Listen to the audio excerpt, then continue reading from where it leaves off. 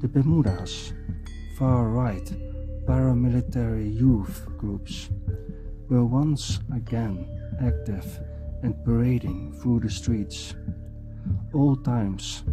from the hey-hos, young people recruited by Japanese fascism at the time of the Japanese occupation of 1942 till 1945 among the native populations, who were educated, trained and armed under the banner of the fascist ideology of the land of the rising sun. These far-right wing groups of hey-hos, auxiliary troops and collaborators of the Japanese occupiers, found their political ideological successors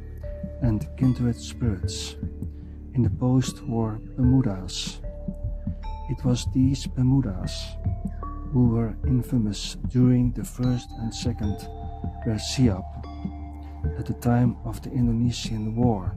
of Independence for their atrocities and mass slaughter of Europeans, Indos, Chinese, and other non-pribumis. However, they claimed most of their victims among fellow Indonesians, including Moluccans or Ambonese, the native peoples of Flores and Manado, and others like indigenous Javanese, Sundanese, and peoples of Madura and Bali, whom they suspected of collaborating with the Dutch colonial authority, which had declared a war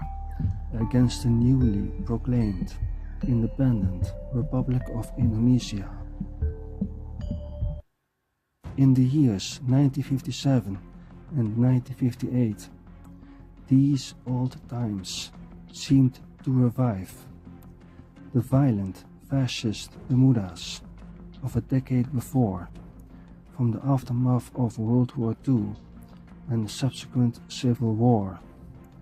the Bersiap during the Indonesian War of Independence,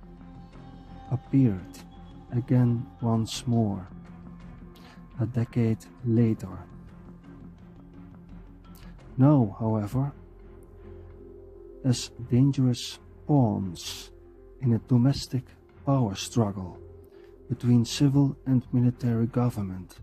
in Indonesia, an ideological clash between East and West, between capitalism and communism, backed by certain right-wing elements within the Indonesian army and with the financial support of the CIA,